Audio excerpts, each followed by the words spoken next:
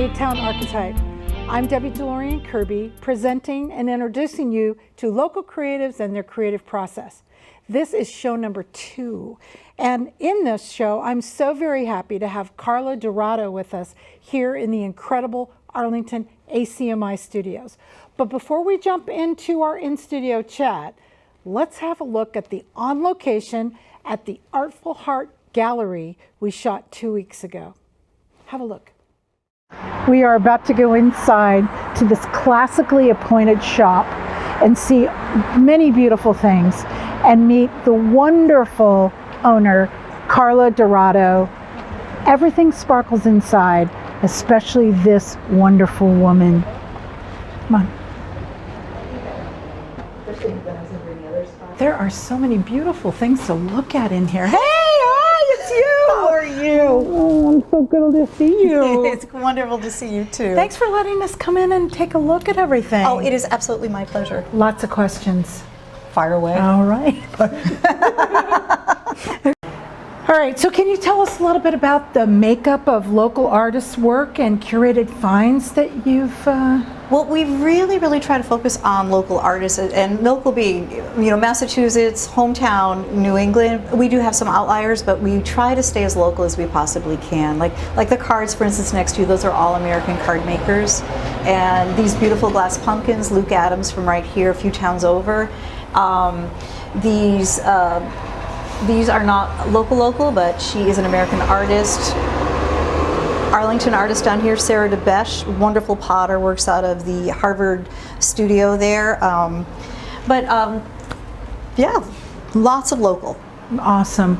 I was in here the last time and there were a couple of customers in here that I was watching as I was browsing around, and you have such a great touch at guiding customers to just what they're looking for. And can you tell me a little bit about your clientele and how you work with them that way? Well, luckily I worked with a lot of great people, and I also worked over at Terra Firma with the twins that ran the shop there, who are also Arlington residents. So I had some great teaching. But curating, I have a lot of well, for instance, Sarah DeBesh, she curates a lot of the pottery.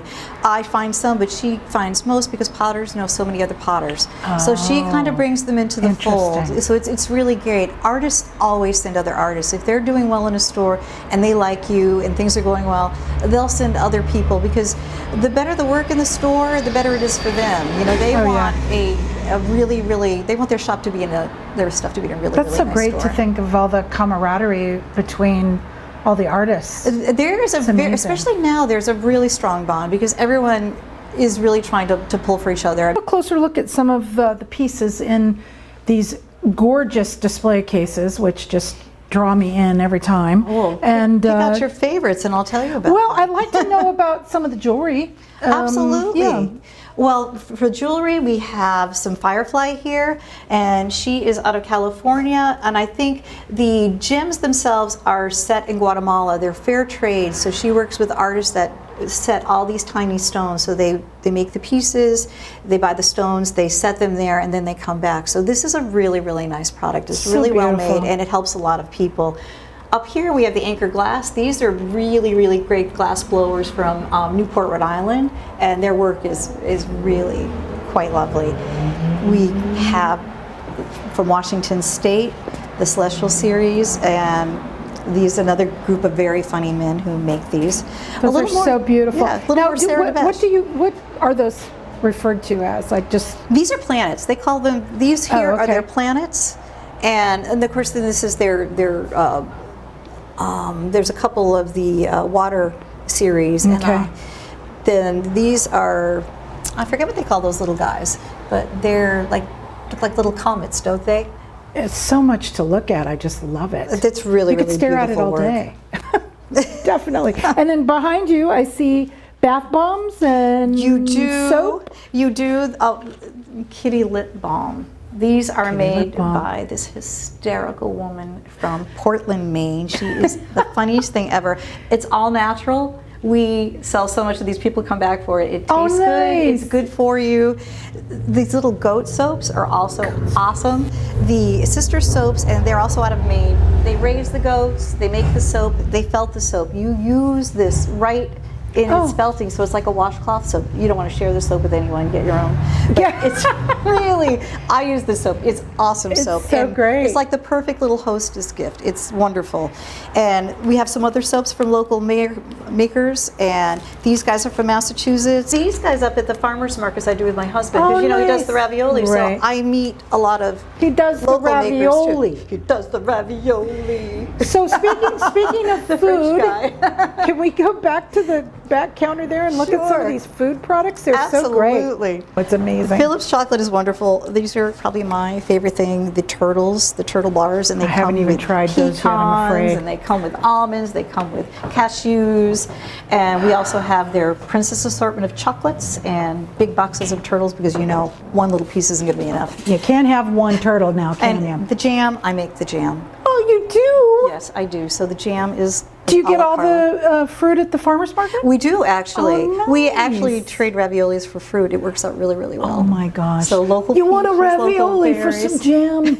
And they do. Oh my They gosh. keep coming back for more. It's so We've got good. local maple syrups, and these are really, really good. These are drink mixes, and these guys are from Meredith, New Hampshire. Oh, nice. And they're all natural, and all you have to do is add your wine or your whatever you want to put in Yes, there. whatever.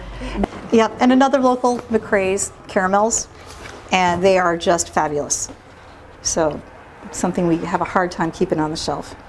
Yeah, there's some interesting flavors I noticed of those. There Fifth, are. I love the rosemary truffle sea salt myself. There's I a have to Scotch. say, the Scotch is really good, and that's a great man gift. And we have Man they come gift. in these cute little boxes. So behind you, I see some really beautiful things on the wall, and I honestly don't even think I noticed those until this very moment. Oh, that's the Raku pottery. It is really, really nice. And the couple that makes these are from Colorado, and really, really beautiful pieces. And so- how do you find a piece like this? You know, how do you come to the that? first time I saw them was at, I think it was the Paradise City Arts Festival years ago. Okay. And then I kind of searched for them and found them. And it turns out they were carried at the gallery that I took over years and years ago. So it was kind of like a coming home for them to come back to that space and come over to this space. And this isn't your only location, right, Carla? No, I have a much larger space in Acton. It's called Handworks Gallery. It's right on Great Road. A fellow named Glenn Johnson had it for about 24 years, and due to some issues he needed to sell the business. So some artists that we had in common kind of hooked us up together, and I took over the space, and it's been great. So. And we mentioned a little earlier that this particular store is a newer location for you. It is. I used to be over in the center across from the Regent Theater, and I moved over to this space in April. And how's it going? You know what? People love this space. It's a little bit wider, a little bit brighter, and I'm seeing a lot of new faces. If you didn't have the reason to go down Medford Street, you didn't know we were there, you didn't come. A lot of people see us driving by, and they stop, which is really nice. And of course, we've got a wonderful florist next door, Meg, over at Anderson's Florist. She's an absolute love. So Oh, nice. it's a nice little Good neighbors. combination. Great neighbors. Oh, here. good. So, with the challenging times in business these days, how do you recommend helping local artists and local businesses? Well, to support them, it can be small things. Everybody sends cards lately. It's easy to pick them up at Trader Joe's or at the supermarket, but go to one of your local shops and buy cards. We have them. Anderson's Florist has them. Every little shop here has them. That all adds up at the end of the month, at the end of the year. So, it doesn't have to be a big thing, but if everyone just does a little bit, it really is helpful. I think the selection is so much better too. I mean, I wish more people would just pop in when they're looking for a card and say, "Oh, I'll take this one, because I know I've got some greetings coming up." Is great though, because people should just pop in anyway. Even if Popping you in. are not buying something, come in and take a look, because sooner or later, you know what we have. You're going to need something that we have, and the other stores too. I mean, just having that movement in the store brings in other people. People see someone in there, they come in. So don't be shy about, oh, I'm not going to buy anything, I'm not going to go in. We Just want you come to on in and say hi. Absolutely. So the holidays are coming up. How does that change things for you in the store, if it does? It does change things. This year, we have to do holidays earlier. I always had this rule, I was not going to put out Christmas till after Thanksgiving. Well, Christmas is going out in about a week or two. Well, all the musicians are putting their Christmas holiday records out already. I said, there's a trend happening. It's a little bit ahead, not too much. Even the people that we deal with are telling us order early, order early. Well, I'm looking forward to seeing you in the studio. We're going to have some shenanigans. When we're in there, right? I'm so looking forward to that. Yeah, I am too. I haven't been in the studio for a while, so it'll be great to get back. It'll be a lot of fun. I'm really looking forward to it. Do you happen to know if Arlington is doing a particular weekend where local shops they're we will be discussing it this week, but usually we do that Thanksgiving weekend. Usually there's a small business Saturday, and we sort of try to combine it with that. And I imagine that's when we're going to be doing our thing. All right. So, well, I hope that goes well, but I'll see you in the studio before then. I will, so look forward to that. All right. Take care. You too.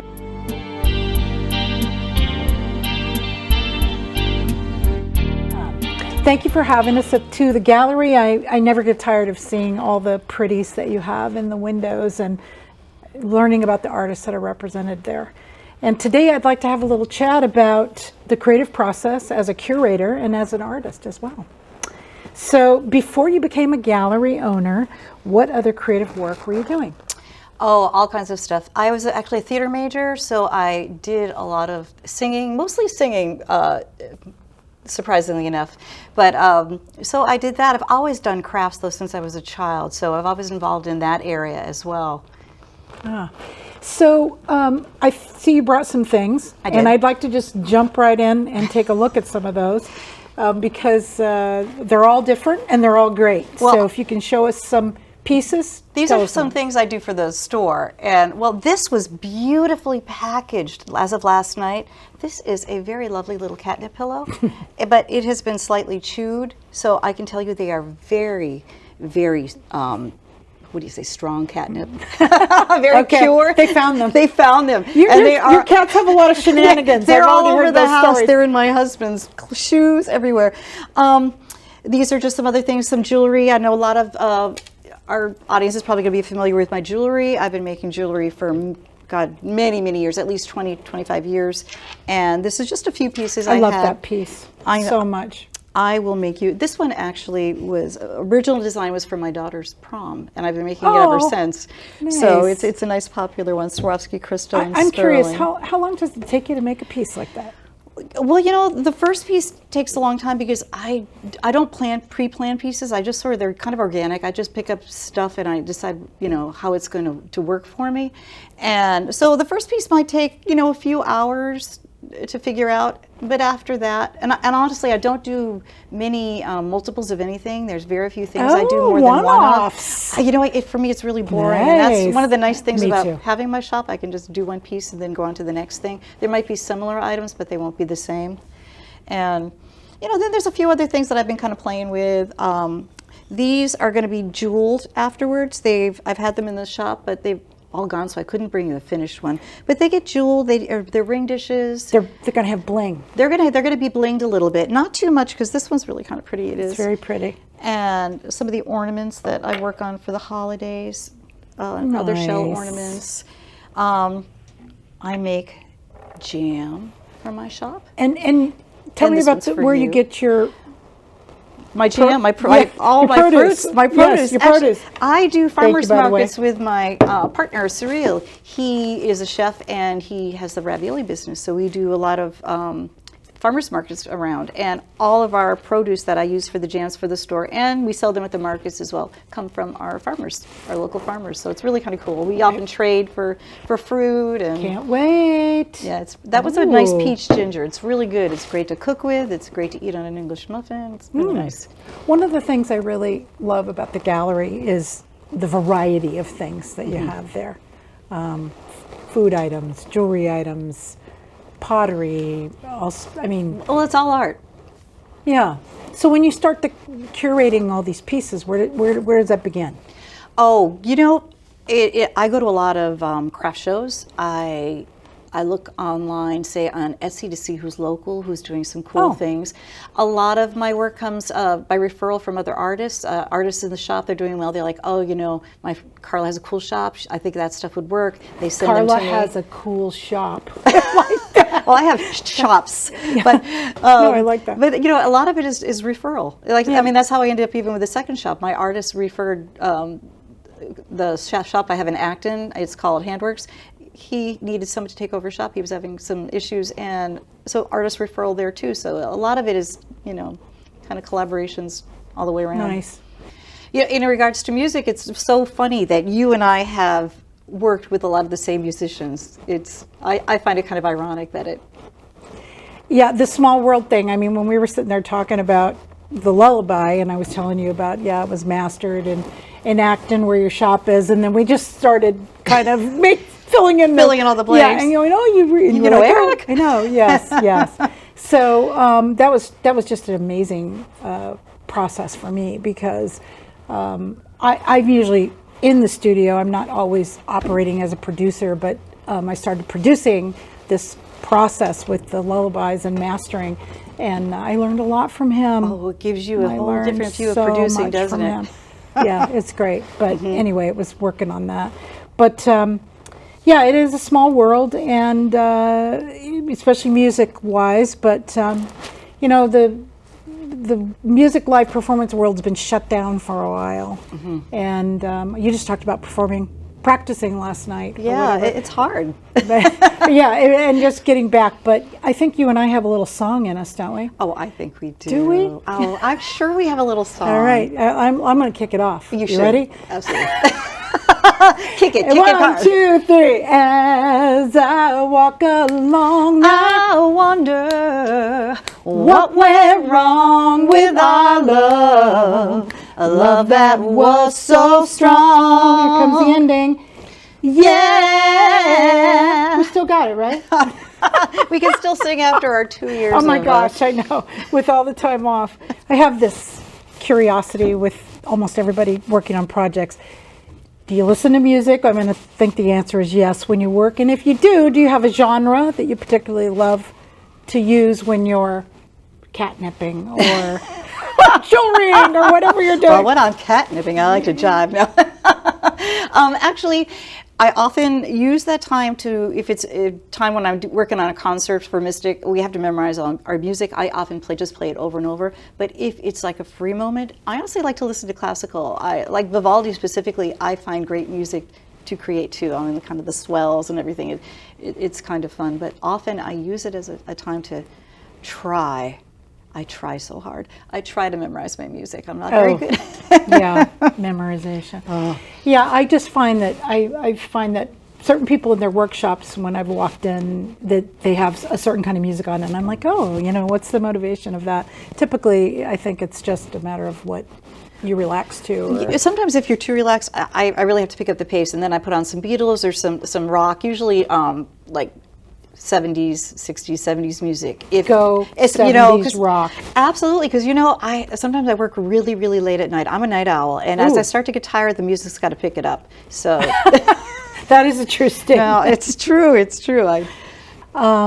We had a little conversation the other night, and we talked around the USO and a USO experience, and I am very curious about that. So, and I think that's just be a very cool thing to know. Do you mind sharing that? Oh, it was really quite an experience. I was 20 years old.